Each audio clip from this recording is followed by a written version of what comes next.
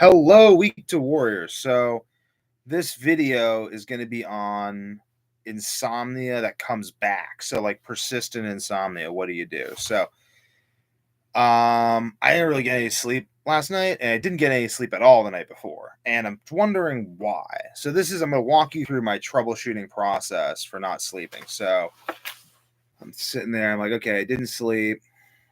Well, I'm on carnivore, and I'd previously gone on carnivore from a carbohydrate based diet because the carbohydrate based diet had been giving me some sorts of sleep problems. Saying on carnivore, sleep problems absolve.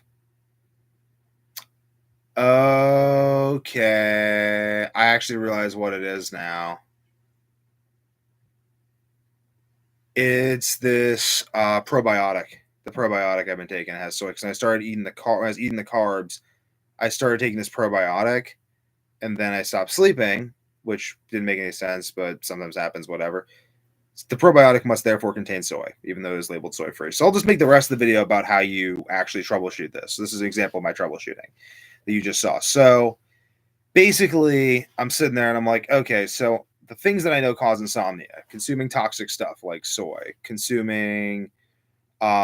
basically consuming toxic stuff, soy, dyes, preservatives, whole bunch of stuff I talk about in other videos. Any of that stuff will cause insomnia.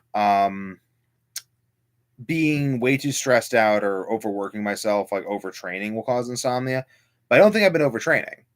But I might have been because the sauna. So I started going to the sauna too. So I was going to consider that. I was like, been going to the sauna recently. Just started doing that. Just got a gym membership. Is the sauna contributing to my stress load? Because it is a stressor. It's a hormetic stressor. And is that pushing me over the stress limit and causing me to not sleep?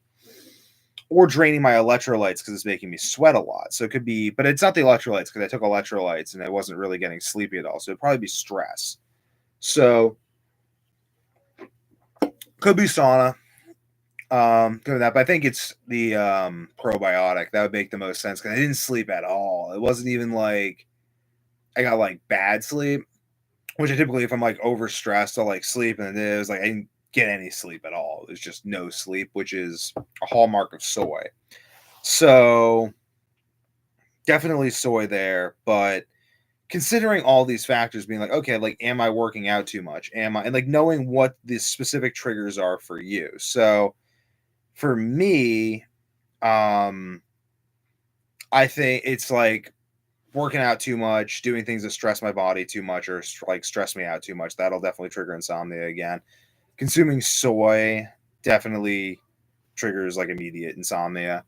Like electrolyte deficiency, magnesium deficiency, some sort of metabolic issue that can come about by insulin resistance.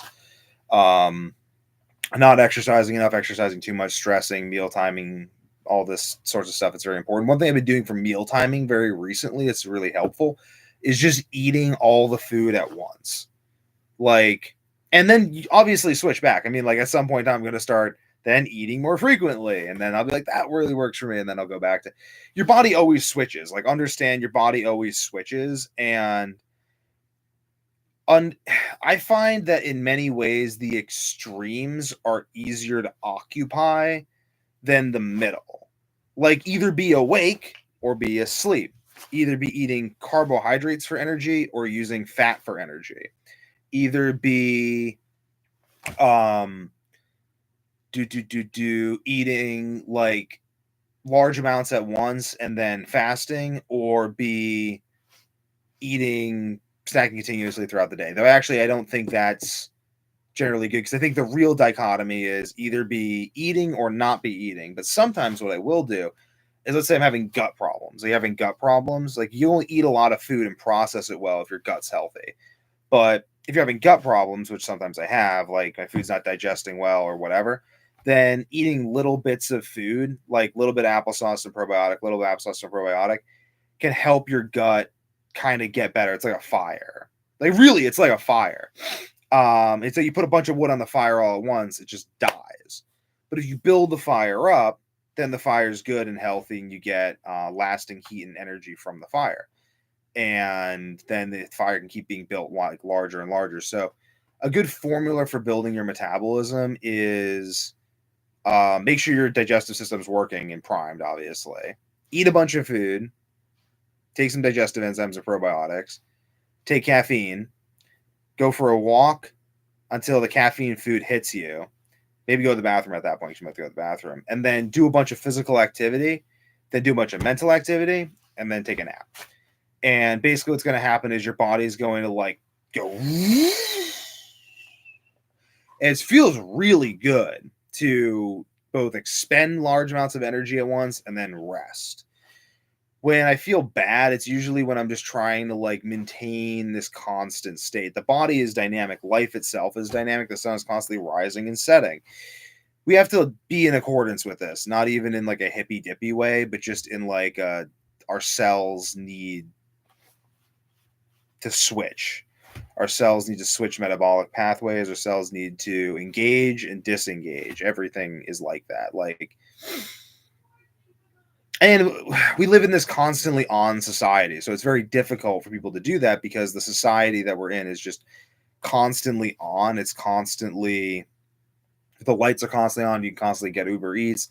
I mean, in New England, so things aren't open quite as much, but like in most of the world, or most of the country, I'd say, maybe the rest of the world's different. I know it is in like Mexico and parts of Mexico, but for the most part, though, the internet's on all the time.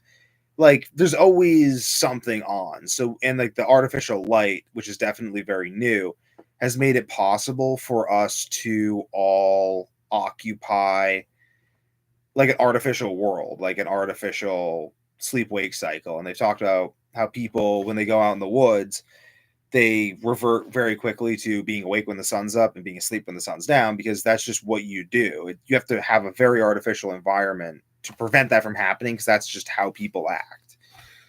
Another thing I just want to interject very quickly is beauty and the value of beauty.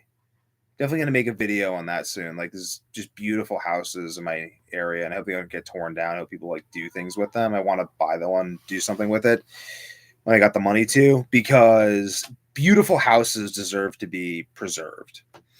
But if you found this video useful on insomnia, like, share, comment, and subscribe, and turn on notifications. Done.